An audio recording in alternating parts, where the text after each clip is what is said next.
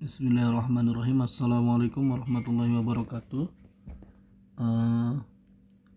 Pada kesempatan ini kita akan belajar tentang karakteristik optik pada nanomaterial. Jadi setelah kita belajar tentang sifat listrik, sifat magnet, sifat mekanik dan yang lainnya, maka di bagian yang paling penting, beberapa hal yang penting lainnya berkaitan dengan nanomaterial adalah sifat optiknya. Untuk bacaan lebih lanjut silahkan baca Optical Properties and Spectroscopy of Nanomaterial dari Jin Zhong Zhang dari World Scientific Singapore, terbitan tahun 2009. Ini sebenarnya buku lama ya, tapi dia cukup dapat menjelaskan tentang optical properties dari nanomaterial. Berkaitan dengan sifat optik, sebenarnya secara umum sifat optik itu adalah sifat berkaitan dengan gelombang elektromagnetik pada kisaran cahaya tampak ya. Jadi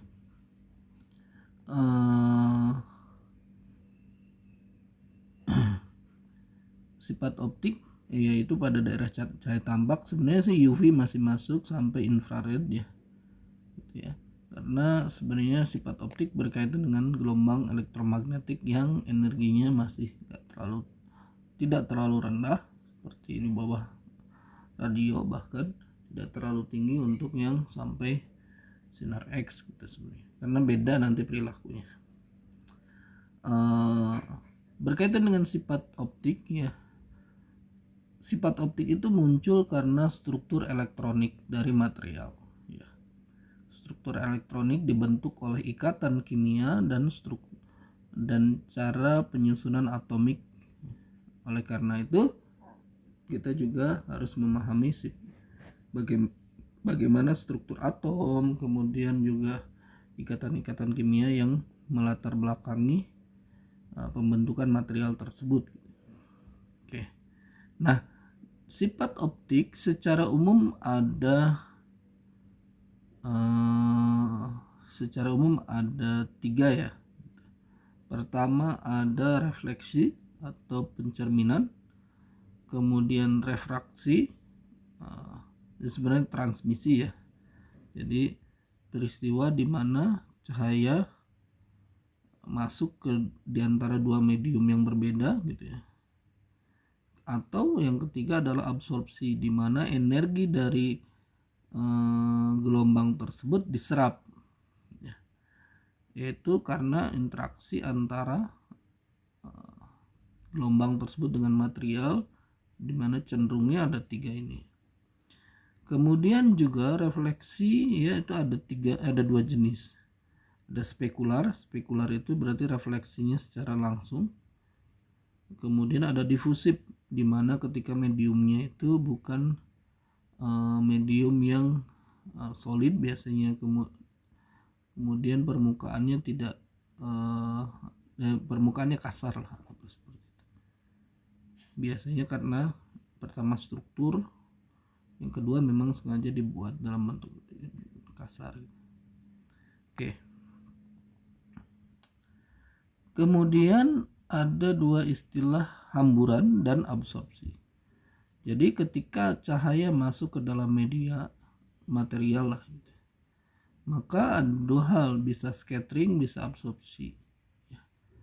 Apa bedanya scattering dengan absorpsi? Kalau scattering adalah di mana cahaya datang dihamburkan ke segala arah, sedangkan kalau absorpsi, energi dari cahaya tersebut diserap oleh material tersebut. Sehingga pada akhirnya si cahaya akan melemah sampai pada kondisi tertentu seluruh energinya habis. Sedangkan hamburan itu adalah ya, energi cahaya tetap tapi ke segala arah. Jadi energi cahayanya, anggaplah misalnya panjang gelombangnya tetap yang dihamburkan, panjang gelombangnya tetap juga. Jadi tidak, interaksinya hanya untuk menghamburkan, untuk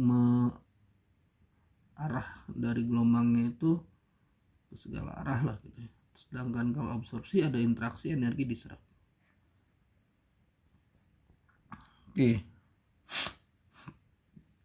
berkaitan dengan absorpsi itu intinya ada interaksi antara gelombang elektromagnetik tersebut dengan material. Nah, interaksinya apa saja?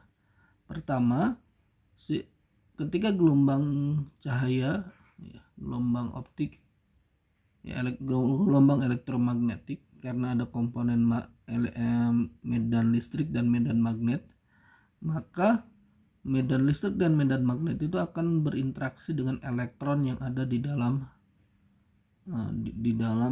struktur material tersebut, ya. Kemudian elektron tersebut bisa bervibrasi, ya, bisa berotasi, ya, itu ya, yang menyebabkan pada beberapa kondisi dia akan si elektronnya mengalami eksitasi. Eksitasi dalam artinya menyerap energi dan kemudian melepaskannya lagi, ya. Nah, ya, jadi reemisi, ya, gitu, ada istilah reemisi. Jadi medan listrik, ya, atau dalam artian energi dari gelombang itu berinteraksi dengan elektron, menyebabkan atom-atom atau elektron itu bervibrasi atau bahkan berotasi, sehingga dengan demikian terjadi eksitasi. Eksitasi itu adalah penyerapan energi dari gelombang elektromagnetik menjadi energi yang diserap oleh elektron tersebut.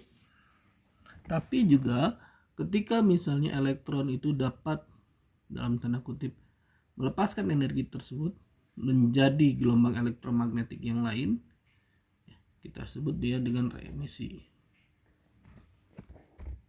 Nah, reemisinya sendiri kadang yang terjadi adalah dalam bentuk panas, ya. Jadi bisa dalam bentuk panas yang kita sebut sebagai dissipative absorption. Jadi absorpsinya dalam bentuk mengubah menjadi energi lain. Nah, mekanisme absorpsi juga itu ada 3, ya.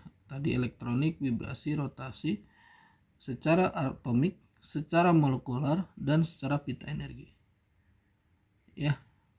Jadi misalnya elektron pada ground state, gitu ya, ini sebenarnya adalah dalam artiannya biasanya kalau optikal, karena energinya rendah, itu pada valensi saja interaksi elektronnya, kemudian berpindah misalnya, gitu ya, kemudian bervibrasi atau berrotasi di sini, di konduksi ini, sehingga terbentuk panas, gitu, akibat penyerapan gelombang elektromagnetik dan elektron berpindah.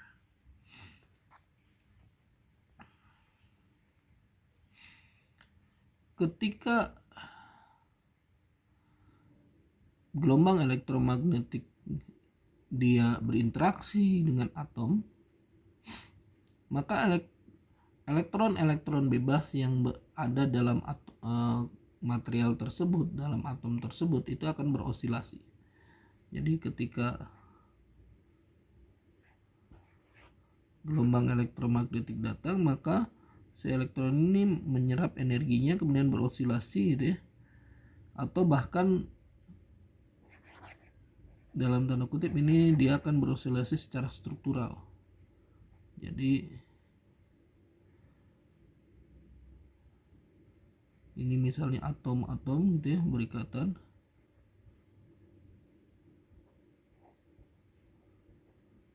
dan atom-atom ini dia memiliki elektron bebas yang bergerak seakan-akan dia melingkupi, membentuk awan elektron di sekitar atom. Maka gelombang komponen magnet dan komponen medan listrik yang ada pada gelombang elektromagnetik itu akan menyebabkan si elektron akan menyerap, kemudian diubah menjadi elektron berkumpul pada satu sisi, dan sehingga daerah lain dianggap bermuatan negatif. Jadi elektron berkumpul pada posisi satu muatannya negatif, sisi yang lain seakan-akan bermuatan positif, sehingga seakan-akan jadi dipol yang kita sebut sebagai dipol osilator.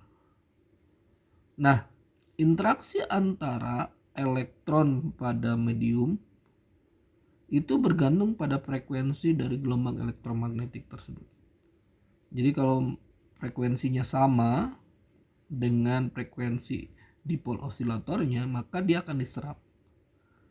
Yang lainnya itu akan dihamburkan. Jadi kalau misalnya ada cahaya gitu ya dengan panjang frekuensi yang berbeda-beda, misalnya adalah cahaya matahari polikromatik mengenai sebuah medium, maka ada beberapa panjang gelombang pada frekuensi tertentu itu akan menyebabkan terjadinya osilasi pada atom elektron pada material tersebut. Tetapi panjang gelombang yang lain itu akan dihamburkan. Kenapa? Karena panjang gelombang yang lain tidak menyebabkan terjadinya dipol. Gitu. Jadi hanya panjang gelombang spesifik saja. Nah, gelombang yang lain dihamburkan. Ya. Dan dengan demikian sebenarnya absorpsi, scattering itu bergantung pada panjang gelombang dari gelombang elektromagnetik tersebut. Panjang gelombang tertentu dengan material tertentu itu memiliki frekuensi absorpsi khas, atau panjang gelombang tertentu itu memiliki refleksi yang khas, gitu ya. Dengan demikian, ya, material, struktur elektronik itu berpengaruh terhadap hamburan, kemudian absorpsi dan yang lainnya.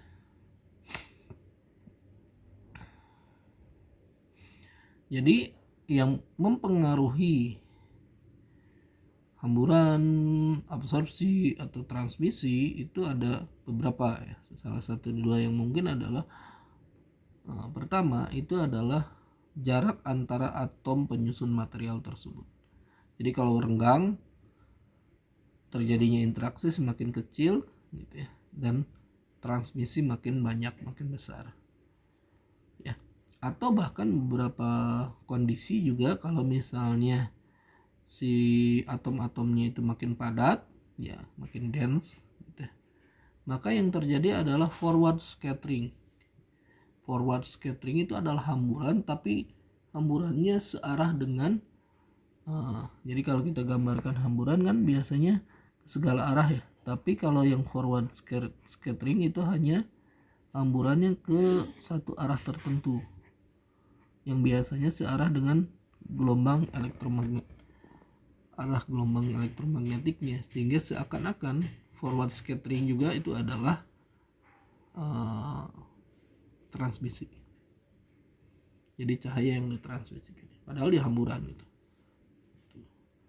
Jadi hamburan, absorpsi, kemudian transmisi dari cahaya itu juga bergantung pada medium yang menyebabkan pertama berinteraksi antara gelombang elektromagnetik dengan atom atau dengan elektron gitu.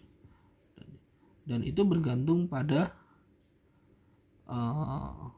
frekuensi dari panjang gelombang frekuensi dari gelombang elektromagnetik tersebut. Oke. Pada saat gelombang elektromagnetik tersebut ditransmisikan pada sebuah medium, ada dua medium yang berbeda gitu ya, maka akan terjadi pertama ketika gelombang dari suatu medium A, medium 1 ke medium 2 lah, atau dari satu medium ke vakum, berarti dua medium yang berbeda gitu ya. Yang tetap dari gelombang tersebut adalah frekuensi. Jadi frekuensi gelombangnya tidak berubah gitu ya. Jadi ini sifat fundamental dari gelombang, frekuensinya tidak berubah. Kalau ada berubah berarti ada interaksi dengan atom, dengan elektron, ada sebagian energi yang diserap atau energi ditambah. Tapi harusnya adalah Kalau hanya ditransmisikan, frekuensinya tidak berubah. Nah, frekuensinya tidak berubah tetapi kecepatannya menurun. Jadi yang tadinya di vakum kecepatannya adalah C, tapi kalau masuk ke medium karena ada interaksi dengan atom-atom maka dia akan melambat. Ya, dia akan melambat, yang kita gambarkan sebagai rasio antara kecepatan cahaya di vakum dengan di medium, yang kita sebut sebagai indeks bias. Ya. Oke.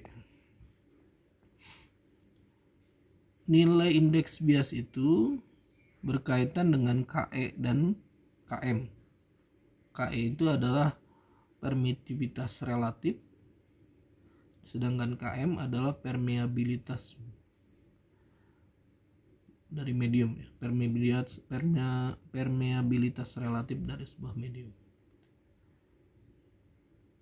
Biasanya pada KM itu dia nilainya tetap, sedangkan KE itu adalah fungsi dari frekuensi gelombang elektromagnetik tersebut.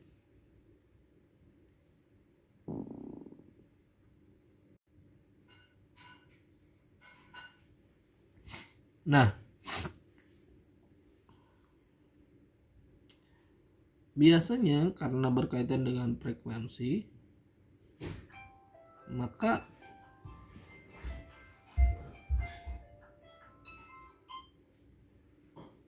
ya karena gelombang elektromagnetik yang masuk ke medium itu dipengaruhi oleh frekuensi, dan dalam tanda kutip juga seakan-akan indeks bias itu juga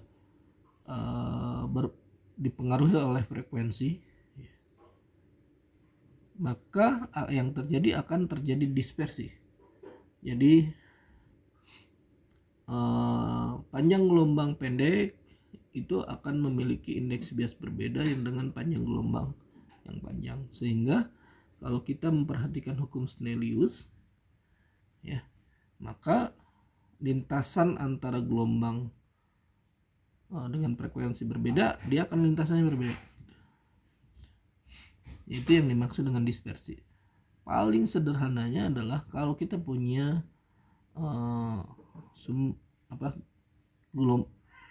gelombang elektromagnetik dengan polikromatik dengan frekuensi yang berbeda masuk ke prisma, maka gelombang polikromatik itu atau cahaya polikromatik dia akan menjadi Meiji Kuhibinyu, menjadi pelangi lah.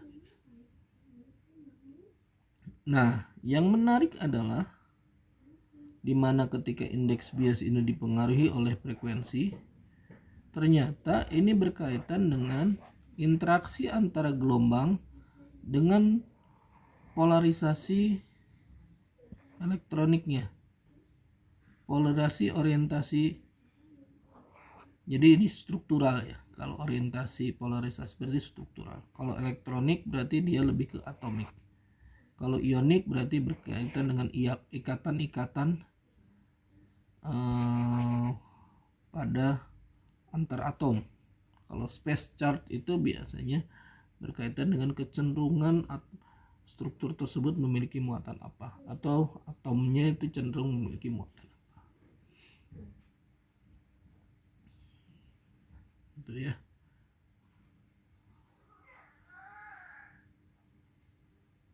Ini. Jadi ini atom yang anggaplah netral, ketika ada medan listrik maka dia akan seakan-akan elektron terkumpul pada satu sisi, dan di sini hanya muatan positif, jadi terbentuk dipol. Atau kalau orientasi itu berarti molekular, ya, biasa. Ini contohnya adalah air. Contohnya adalah air. Di sini ada oksigen, ini ada hidrogen, gitu ya. Ini cenderung negatif, di sini cenderung positif, ya, dipol. Ketika ada medan listrik maka orientasinya akan cenderung, atau ionik, gitu ya. Maka dia akan terbentuk dipol. Atau juga ini atomiknya kecenderungan muatannya seperti apa, atau partikel-partikel yang memiliki muatan gitu akan cenderung untuk membentuk dipol. Nah, yang menarik adalah ini salah satu sebenarnya perkembangan bidang optik terbaru sebenarnya ya sekitar 20 tahunan terakhir lah. Ya. Dimana kita tahu bahwa indeks bias itu secara umum nilainya itu lebih besar dari 1. Walaupun pada kondisi tertentu, misalnya pada beberapa material dengan pengaturan struktur kristalnya, dia akan memiliki nilai indeks bias kurang dari 1. Ya, bahkan ada beberapa indeks bias memiliki nilainya negatif, negatif indeks bias. Ya. N kurang dari 1 atau indeks bias kurang dari 1 itu biasanya disebabkan karena kecepatan grup dari gelombang elektromagnetik tersebut, bukan kecepatan fase. Ya, pada materi fisika zat padat sudah dijelaskan apa yang dimaksud dengan kecepatan fase dan kecepatan grup. Ya. Ini biasanya berkaitan dengan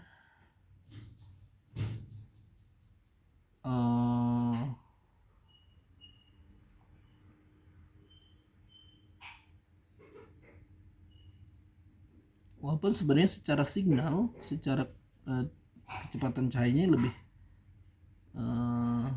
lebih kecil dari C gitu ya, tetapi karena grupnya dia memiliki kecepatan hampir sama seperti C gitu ya, maka kita akan bisa tahu bahwa nilai N-nya itu kurang dari 1.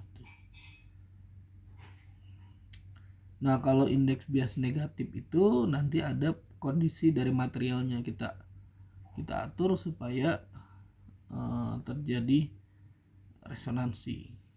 Ya. Jadi kalau normal itu kalau indeks biasnya sama gitu dia akan ke sini. Kalau indeks bias berbeda maka dia akan belok ke sini.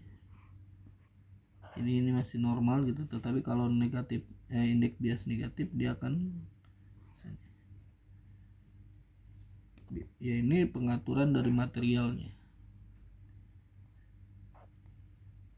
Oke.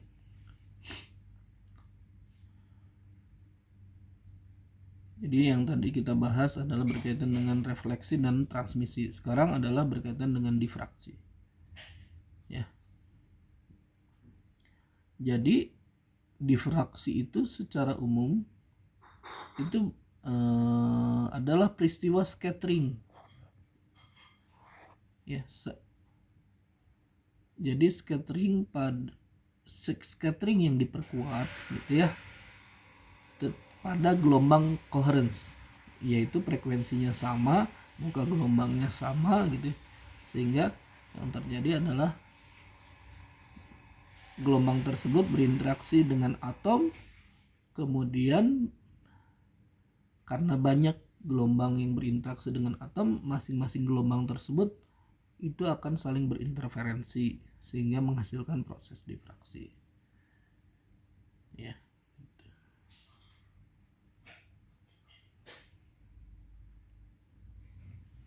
Nah,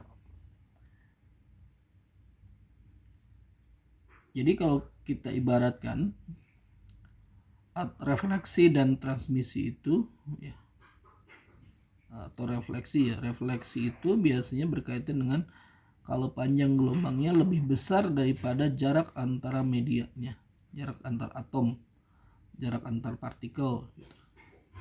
Ini dia akan direfleksikan. Sedangkan kalau panjang gelombangnya hampir di kisaran sama dengan jarak antar atomnya, maka kita sebut sebagai difraksi.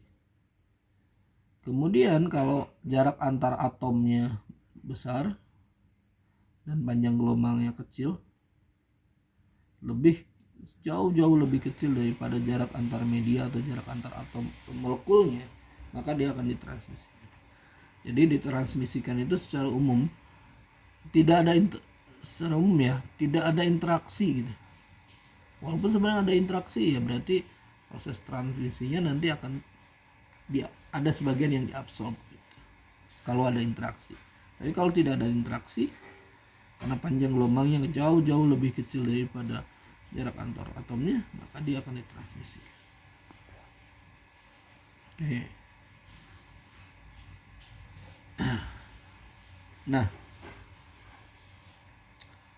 apa manfaat dari refleksi, absorpsi, kemudian transmisi gitu ya?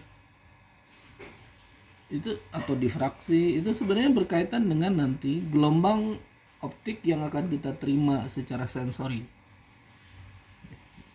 Misalnya apa yang terlihat oleh mata. Contoh paling sederhananya adalah proses dispersi. Kita menikmati keindahan pelangi. Atau misalnya hamburan. Hamburan ketika pagi warnanya biru gitu ya, atau siang gitu. Sedangkan pada sore hasil hamburannya adalah warna jingga gitu. Atau absorpsi itu adalah proses di mana kita menyaring, misalnya adalah kacamata gitu.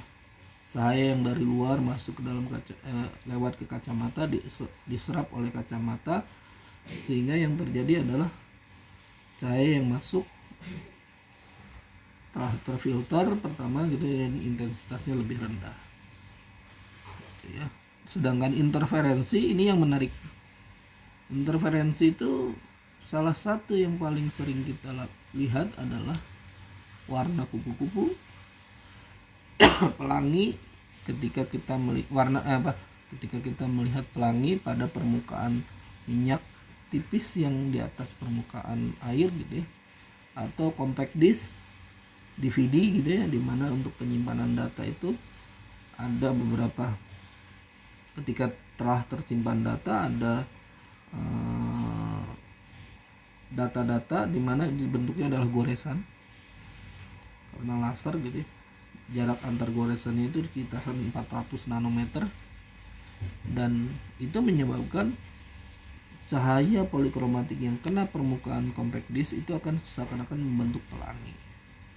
Apa bedanya dengan dispersi? Ya, kalau dispersi itu karena atomik, sedangkan interferensi itu karena gelombang yang masuk, gelombang yang kena ke antar itu seakan-akan masuk ke dalam kisi. Oke. Nah, pertanyaan selanjutnya adalah kenapa beberapa material seperti mengkilat? Contohnya adalah logam. Kita sudah amplas, kita buat dia rata gitu, dia akan seakan-akan mengkilat, bahkan bisa memantulkan citra seperti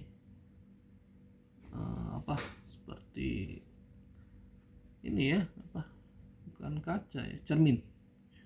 Sedangkan yang lainnya dia tidak bisa kita gunakan gitu, bahkan seperti kaca atau kaca pada rumah atau yang lainnya dia benar-benar bening.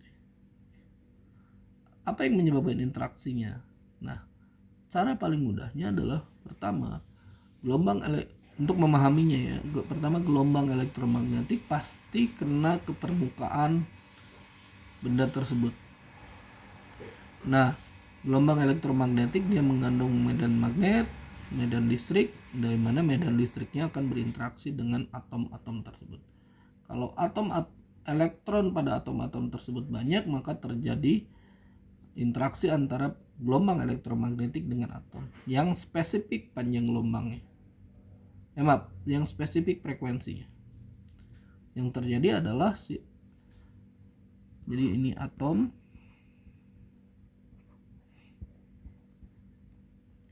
ada elektron banyak. Nah, pada saat ada medan elektromagnetik maka terjadi dipol. Ini negatif, ini positif, dipol, di mana dipolnya menyebabkan interaksi antara medan listrik dari medan elektromagnetik menyebabkan dipol, Dan medan elektromagnetiknya itu berosilasi, karena ini kan medan listriknya kan berosilasi, sehingga dipolnya juga berosilasi. Yang terjadi adalah karena berosilasi, maka akan terjadi plasmon. Plasmon itu seakan-akan atomnya kehilangan elektron secara cepat. Kehilangan elektron, balik lagi, kehilangan elektron, balik lagi gitu. Kenapa? Karena elektronnya berkumpul pada satu sisi, kemudian muatan positif berada pada sisi yang lain. Nah, plasmon inilah yang menyebabkan vibrasi pada kisi atom-atomnya. Itu ya. Dan ketika vibrasi seakan-akan suhu permukaannya naik. Itulah kenapa kalau kita lihat logam-logam yang ada di panasi sinar matahari gitu, dia panasnya cenderung naik gitu ya. Kenapa? Karena medan listrik dari gelombang elektromagnetik tersebut membentuk plasmon pada permukaannya. Sangat tipis gitu ya. Dan bentuk plasmon itu panjang gelombangnya adalah bentuk gelombangnya adalah longitudinal.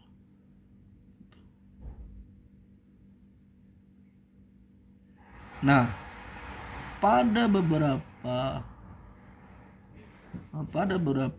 gelombang elektromagnetik atau frekuensi tertentu itu diserap, diabsorb.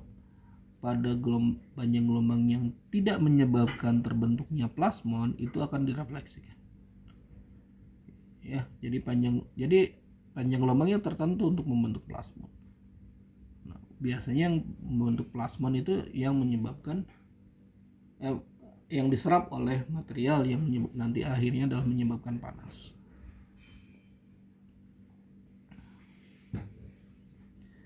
Ya, jadi kalau ada gelombang elektromagnetik itu akan terjadi plasmon pada frekuensi tertentu, ya, menyebabkan plasmon. Nah, kalau frekuensinya lebih kecil, panjang gelombangnya lebih besar atau frekuensinya lebih kecil, maka dia akan direfleksikan. Daerah sini, anggaplah misalnya plasmonnya pada visible, maka ini akan direfleksikan atau diabsorb. Sedangkan pada panjang gelombang yang frekuensi yang lebih besar, dia akan seakan-akan transparan atau panjang gelombangnya makin kecil. Jadi kalau panjang gelombangnya makin kecil, sih gelombangnya seakan-akan tidak ada halangan. Pada panjang gelombang yang cocok, yang tepat, dia akan membentuk plasmon. Ya. Nah, terus bagaimana kalau misalnya si elektronnya itu bukan elektron bebas? Ya, kalau tadi kan di logam ya, di logam ini elektronnya adalah elektron bebas. Bagaimana kalau elektronnya terikat? Ya, misalnya membentuk semikonduktor. Jadi elektronnya terikat dan membentuk semikonduktor. Ya, biasanya adalah kita sebut sebagai kristal ionik, ya, yang dimana dia ternyata mengabsorb dan merefleksikan pada daerah infrared.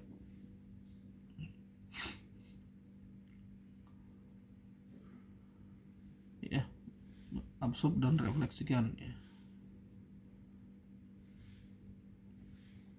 Jadi contohnya misalnya material GAS, GAP gitu, gallium arsenide, gallium phosphide gitu. Jadi dia memiliki karakter ionik pada ikatan-ikatannya, sehingga dia akan mengabsorb dan merefleksikan pada infrared. Nah, secara sederhananya gini, jika ada energi, jadi pada semikonduktor secara umum gini, jadi si elektron itu memenuhi pita valensi di daerah sini. Jadi elektron hanya bisa sampai gini. Jadi tidak ada elektron yang pindah ke konduksi sehingga seakan-akan elektron jadi elektron bebas, bergerak bebas begitu aja, enggak. Dia terikat pada valensinya dan kemudian terjadi ikatan kimia. Sehingga seakan-akan ada energi yang dibutuhkan agar si elektron bisa menjadi elektron bebas. Elektron yang terikat di valensi menjadi elektron bebas. Ya. Nah, kita sebut sebagai energi gap. EG, energi gap. Nah, panjang gelombang yang datang itu harus lebih tinggi energinya. Jadi energi dari gelombang yang datang itu harus lebih besar dari energi gap. Atau frekuensinya itu minimal sebanding dengan energi gap per H.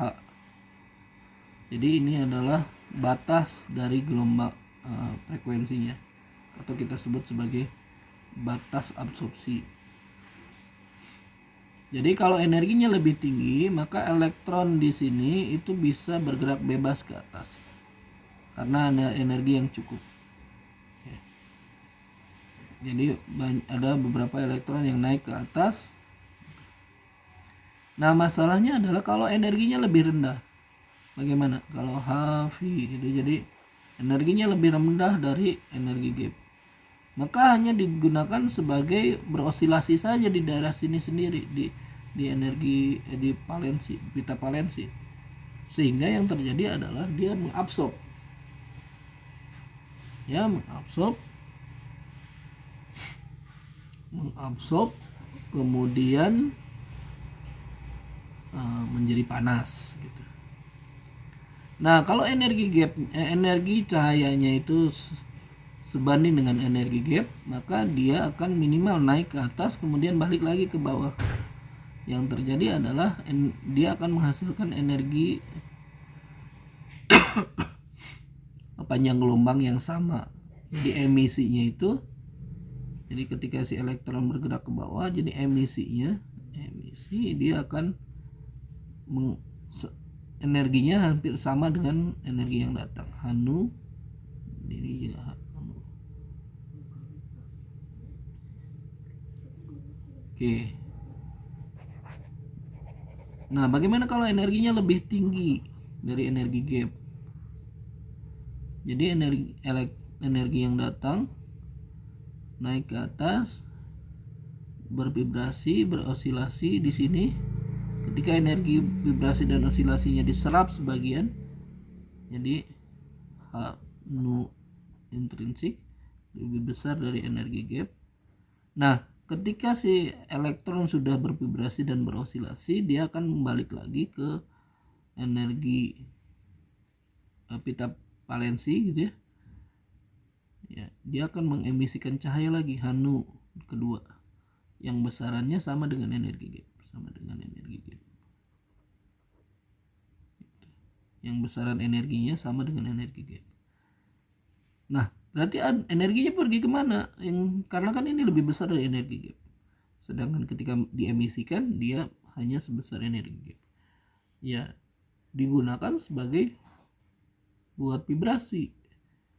Jadi sebagian energi yang tadinya energi cahaya jadi vibrasi. Dia mengemisikan lagi tapi energinya lebih rendah daripada energi yang datang. Nah, kita sebut sebagai peristiwa eksitasi dan emisi. Ya.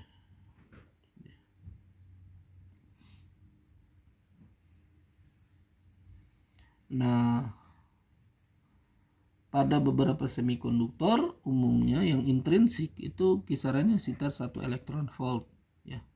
Dan memang ini adalah daerah infrared ya.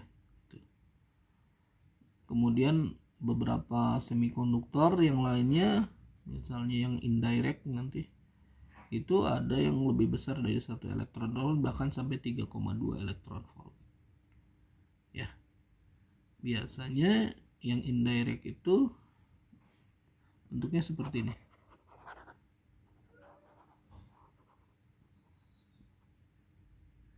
Jadi indirect itu posisi K-nya ya, K-nya itu ruang K ya, itu adalah ruang struktur elektroniknya itu berbeda antara valensi, pita valensi dengan pita konduksi, jadi bergeser ya. Nah, pada indirect, ketika terjadi eksitasi, yaitu elektron pindah dari valensi ke konduksi, maka si elektron tersebut harus melewati dua proses.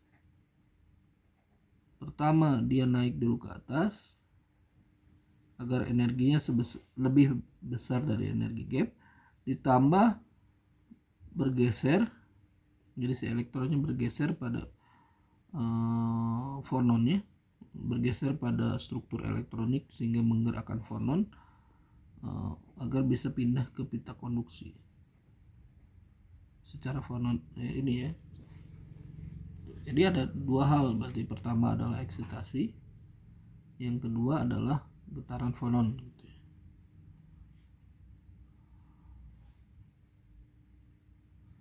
Jadi yang ini adalah, nah kalau dia balik lagi gimana? Balik lagi ya langsung biasanya gitu ya. Jadi ada beberapa energi yang diserap secara fononnya untuk bervibrasi. Nah, oke. Itu adalah karakteristik optik dari semikonduktor. Jadi ada yang direct, ada yang indirect gitu. Dan ada peristiwa eksitasi dan emisi, sekaligus juga kadang ada peristiwa absorpsi fonon, yaitu di mana energi dari gelombang elektromagnetik untuk menggetarkan elektron, mengosilasikan elektron.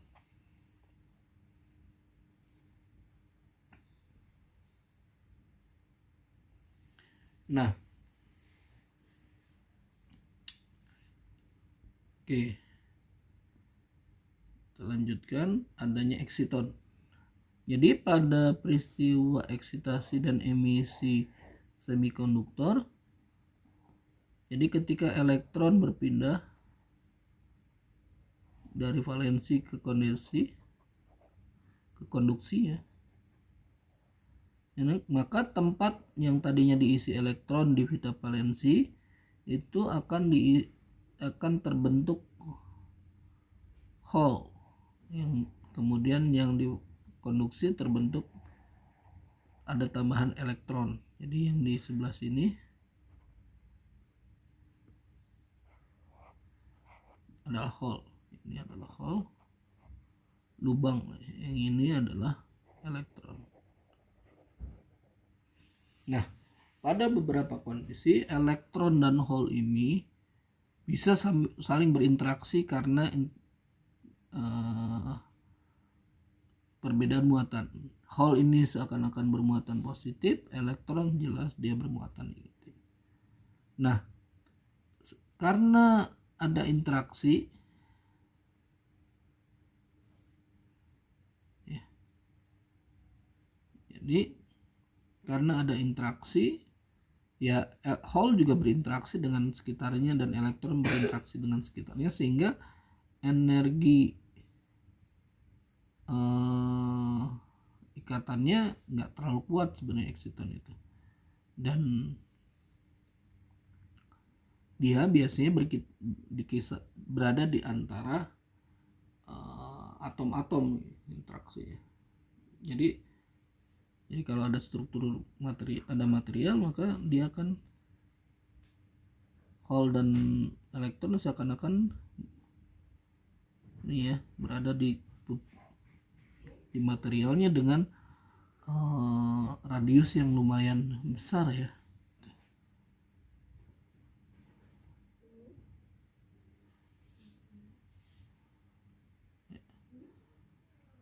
Nah kita sebut sebagai eksiton itu sebagai netral kuasi partikel. Kenapa? Dia secara umum sifatnya netral, material partikelnya itu dia netral, tetapi ada dua muatan hole dan elektron yang dua muatannya berbeda. Kalau secara total netral, tapi secara ini seakan-akan dia adalah partikel dengan muatan kuasi partikel itu seakan-akan itu adalah partikel, tetapi muatannya netral secara total. Tetapi secara masing-masing ada interaksi antara Hall dengan elektron. Nah, sekarang karena ini jadi eksiton itu menarik. Jadi seakan-akan dia adalah partikel. Ada elektron, ada Hall, ada eksiton. Jadi sekarang si eksiton sendiri dianggap sebuah benda, sebuah partikel. Pasti karena sebuah benda dia memiliki massa. Jadi massanya adalah gabungan massa elektron dan massa Hall. Yang kalau kita hitung-hitung kira-kira untuk misalnya GAS itu massa eksitonnya sekitar 0,059 massa elektron.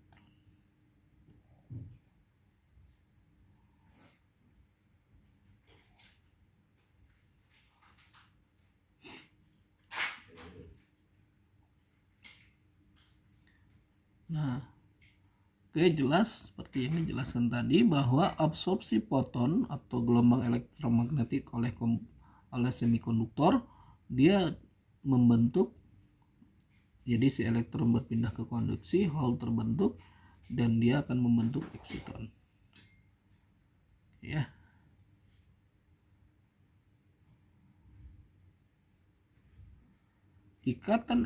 Energi eksiton ini hanya beberapa mili elektron volt, sangat kecil, tapi dia menarik. Kenapa? Karena dia jadi pembawa muatan yang baru selain elektron dan Hall.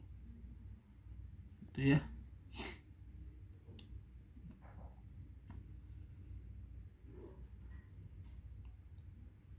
Nah, karena energi dari eksiton itu kecil, jadi dia dapat dihilangkan dengan energi termal, ya, karena bisa lepas putus dan kemudian jadi netral, hilang si partikel. Dan yang biasa Bapak pahami bahwa eksiton itu umumnya terbentuk pada cacat atomik gitu ya, atau adanya vakansi gitu ya. Itu cenderung mereka masuk ke sana eksiton. Nah, yang menarik adalah kalau dia berada pada cacat yang pada akhirnya akan hilang, kita sebut istilahnya adalah rekombinasi. Nah, selain itu juga ketika terbentuk eksiton maka akan ada tingkatan energi yang cukup kecil di bawah konduksi. Nanti pada akhirnya energi eksiton ini seakan-akan memperkecil energi gap. Jadi si cahaya yang datang dari luar butuh naik aja dulu ke eksiton baru ke konduksi gitu. Jadi seakan-akan pada akhirnya itu akan menurunkan energi gap. Jadi kalau fundamental absorpsinya ke sini, kalau ini naik dulu ke atas baru terbentuk. Jadi proses absorpsinya jadi lebih tinggi gitu. Jadi adanya eksiton. Dan kemudian juga karena si elektron dan ini dia membentuk seakan-akan partikel, maka diameter partikelnya bisa kita cari. Ya, menggunakan beberapa persamaan, ini bisa menggunakan eksiton Bohr atau yang persamaan yang lebih lengkap. Ya, dan kita tahu bahwa ternyata kisaran radius eksiton itu di nanometer. Ada yang 11, ada yang 5, ada yang 3 atau 2,4, beberapa penelitian gitu ya. Masih di sekitaran situ. Dengan energi gapnya juga. Jadi kalau energi gapnya makin besar, ukuran eksitonnya makin kecil.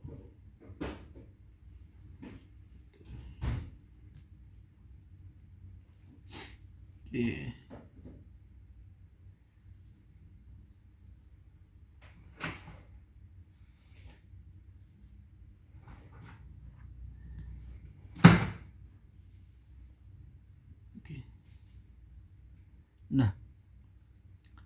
Nah, sekarang kita fokus ke sifat optik dari nanomaterial. Kalau tadi secara umum dulu ya. Nah, ada pengaruh ukuran pada sifat optik dari nanomaterial. Pertama, pada beberapa logam yang padatan besar misalnya gitu. Jadi ada beberapa panjang gelombang yang diradiasikan, tetapi ketika metal itu dijadikan film dengan ketebalan yang sangat tipis, bahkan misalnya film emas itu, lapisan emas sebesar 10 nanometer, dia bahkan menjadi transparan. Bahkan misalnya beberapa material yang tadinya misalnya tidak dapat digunakan sebagai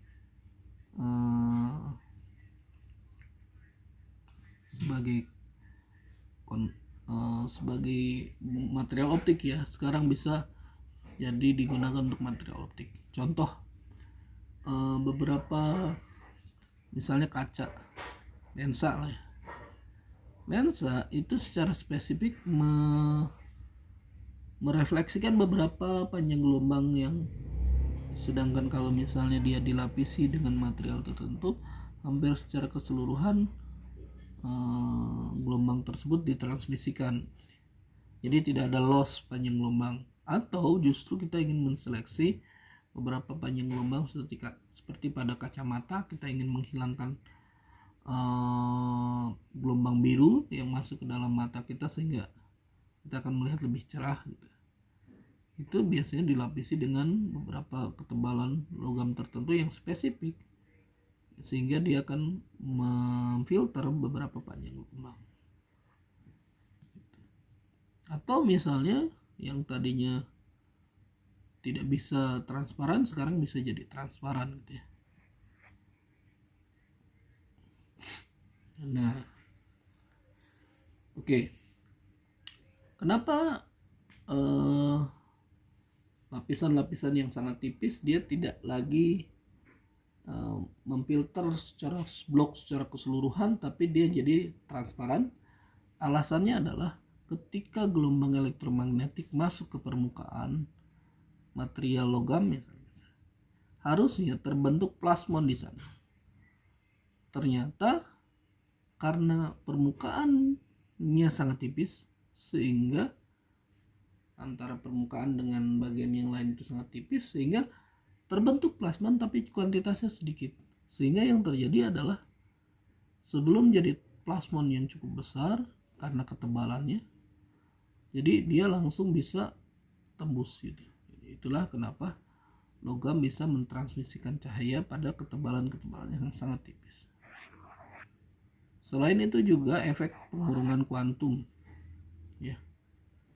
Interaksi antara panjang gelombang elektromagnetik dengan lapisan yang sangat tipis itu akan menyebabkan efek pengurungan kuantum seperti pada quantum dot gitu ya. Jadi pada quantum dot itu terbentuk absorpsi dan emisi yang berbeda bergantung pada ukurannya.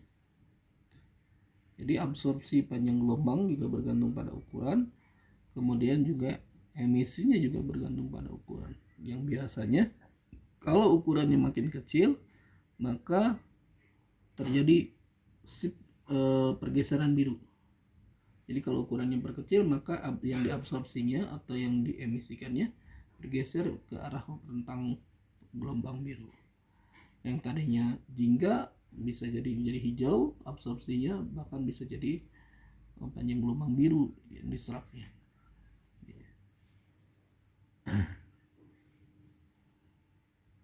Dan yang menarik adalah pengurangan ukuran material baik semikonduktor maupun logam memiliki karakteristik yang hampir sama.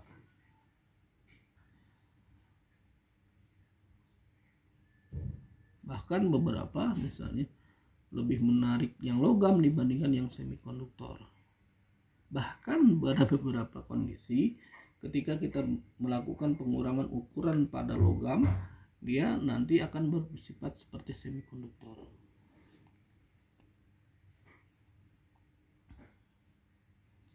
Jadi pada semikonduktor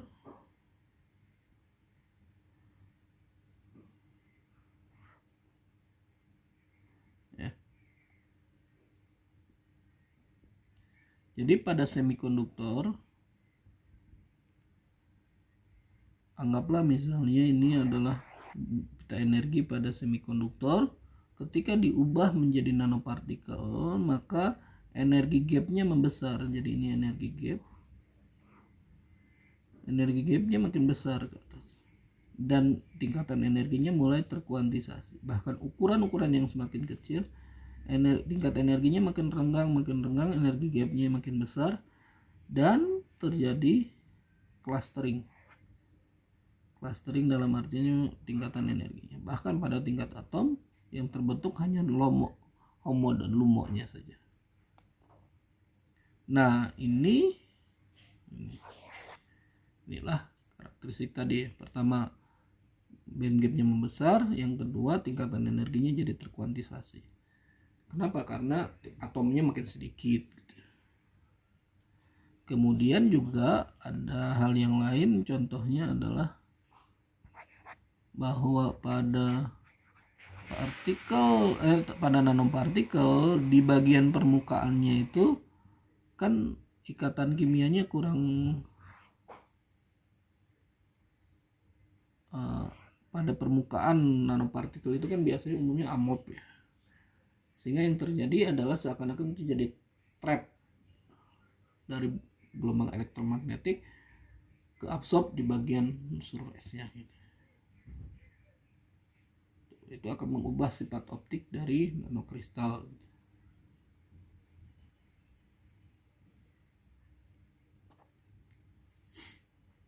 Nah, ketika kita tahu bahwa energi gap dari nanopartikel itu makin membesar dan kita buat model matematiknya, atau kalau kita tulis dalam persamaan Bose ya, bahwa energi gap efektif pada ukuran nanopartikel tertentu itu sebanding dengan energi gap pada bulk padatan ditambah konstanta per R kuadrat dikalikan dengan massa elektron, 1 per massa elektron dan massa Hall dikurangi gaya kolom, sehingga kita akan lihat bahwa persamaan ini pada akhirnya ini menyebabkan ketika ukurannya mengecil, maka energi gap efektifnya makin membesar. Dengan kata lain, nanti kalau misalnya terjadi eksitasi dan emisi, maka dia akan terjadi pergeseran biru.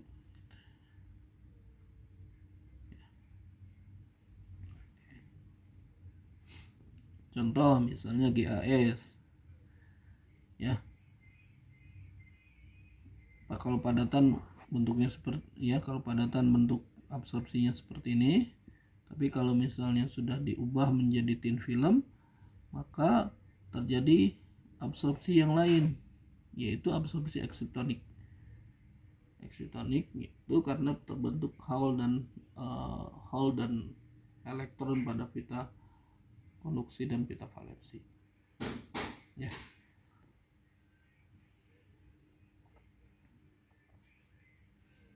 Contoh misalnya ini adalah PBSE, timbal selenite.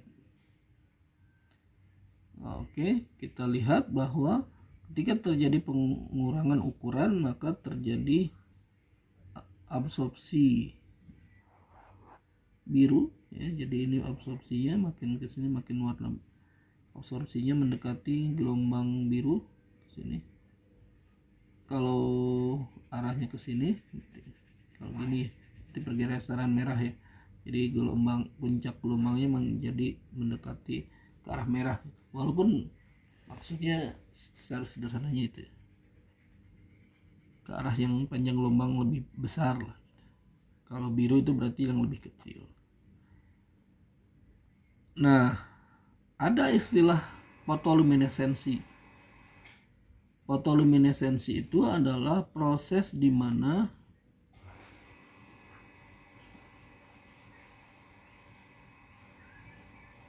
ketika semikonduktor dikenai cahaya radiasi dari luar sehingga terjadi eksitasi elektron pindah ke konduksi ya. Nah, kita sebut dia sebagai eksitasi. Oke. Kemudian setelah bervibrasi dan yang lain, dia kembali lagi ke energi yang lebih rendah, mengisi, sehingga dia akan menghasilkan energi radiasi baru. Biasanya kita sebut dia sebagai emisi.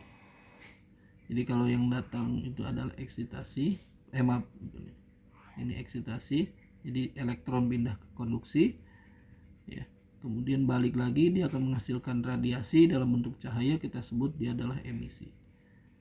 Nah, fotoluminesensi itu adalah menjelaskan tentang peristiwa eksitasi dan emisi. Ini, ya. Nah,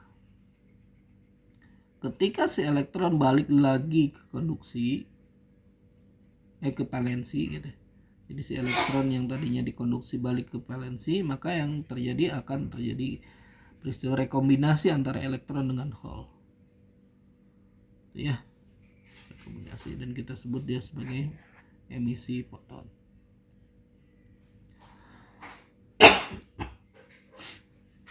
Nah, jika foton yang dihasilkan dari emisi itu di kisaran energinya itu di kisaran 1,8 sampai 3,1, maka dia adalah visible atau cahaya tampak.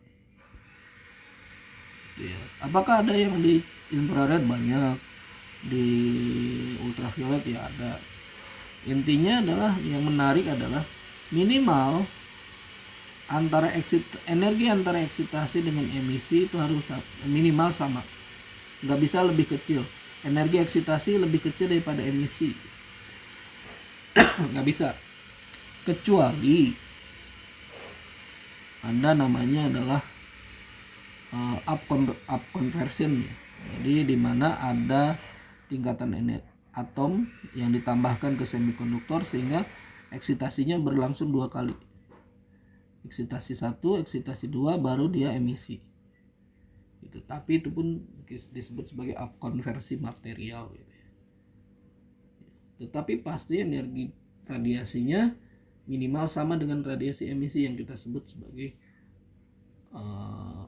hamburan atau misalnya refleksi. Tetapi umumnya energi radiasi yang datang itu lebih besar daripada energi radiasi emisi. Makanya kalau untuk mengeksitasi fosforescens gitu ya, material yang meluminesensikan cahaya atau mengemisikan cahaya, itu energi radiasi biasanya di sinar UV. Ini adalah UV, ultraviolet. Maka hasilnya adalah visible yang bisa kita lihat secara kasat mata. Manfaatnya adalah contoh yang digunakan adalah untuk penanda uang. Untuk penanda uang. Jadi nanti dia akan ketika cahaya tampak tidak teramati ada penandanya, tapi ketika dikasih sinar UV akan terlihat misalnya ada tulisan 50.000 atau yang lainnya, atau dalam bentuk tanda tangan dan seterusnya.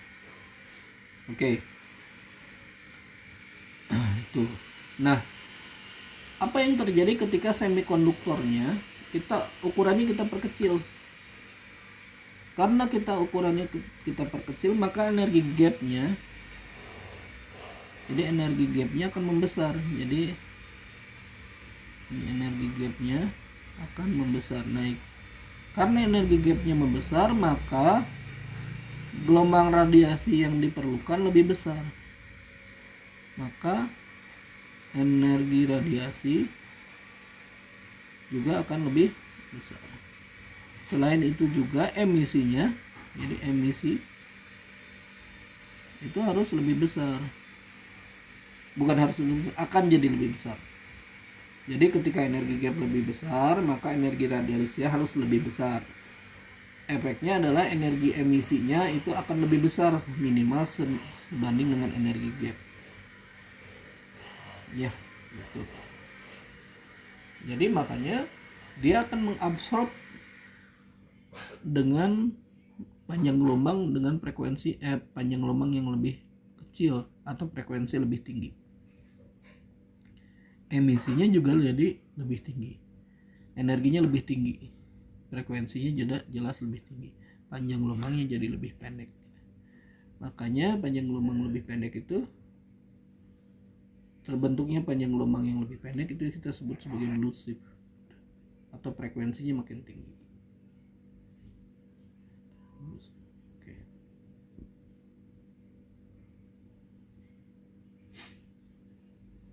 Ini adalah Korsaal nanostruktur ya. Ini sudah kita jelaskan bahwa ketika ukuran partikelnya diperkecil maka energi gapnya membesar. Energi gap di sini lebih kecil dibandingkan yang ini. Energi gap ini lebih besar. Kenapa? Ukurannya partikelnya lebih kecil. Jadi warna pendaranya juga akan bergeser ke jadi biru. Elusif inilah. Ini 5,5, yang ini adalah 2,3, jadi bergeser. Bentuk ini sebenarnya pengamatan ini sering kita amati nanti di lab. Kita punya fasilitas untuk mengamatinya dan pembentukan nanopartikelnya juga kita sudah mampu lakukan gitu ya. Dan ini cukup menarik. Selain itu juga proses absorpsinya itu bergantung pada dimensi. Bentuk, maaf, bukan dimensi. Kalau dimensi kan ukurannya. Kalau bulat atau tubular atau long tubular itu akan menghasilkan daerah absorpsi yang berbeda. Dasarnya daerah sini absorpsinya. Tapi kalau misalnya jadi tubular, ini akan mulai ada plasmon yang biasanya dibentuk ya. Kemudian juga plasmonnya ternyata bergeser bergantung pada diameter atau ukuran dari partikel. Jadi kalau ukurannya membesar maka akan terjadi redshift, pergeseran panjang gelombangnya jadi lebih panjang ya. Kalau ukurannya diperkecil jadi elusif. Oke.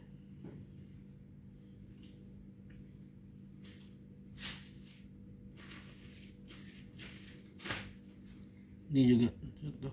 Nah, misalnya kita punya silikon dioksida, kemudian dilapisi. Core cell itu adalah ada intinya, core cell itu ada kulit. Silikonnya tetap ukurannya, kemudian ketebalan lapisan kulitnya untuk yang emasnya ini makin tipis, maka extinction intensity atau kita sebut sebagai absorpsi sebenarnya ya, itu juga akan menarik, akan bergeser.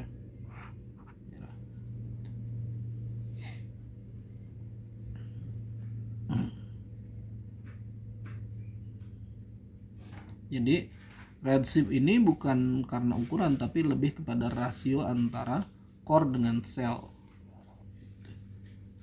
Nah, yang terakhir adalah metamaterial. Metamaterial ini adalah material dengan indeks bias negatif. Ya. Jadi secara umum metamaterial tidak ditemukan di alam. Dia hasil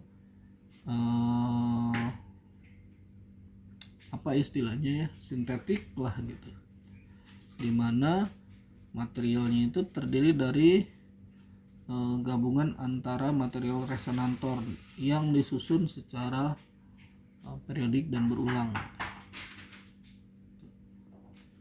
sehingga dia seakan-akan jadi struktur material yang baru. Jadi resonantornya itu seakan-akan jadi atom baru. Jadi ini adalah atom-atom baru dan sifatnya adalah magnetic resonator, sehingga yang nantinya adalah kita akan menghasilkan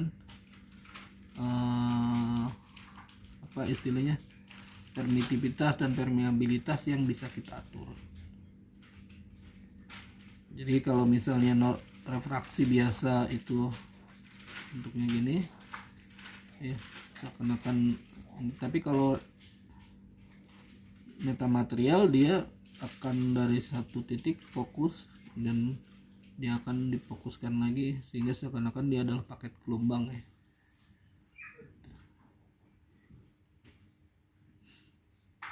Dan ini sekarang banyak digunakan untuk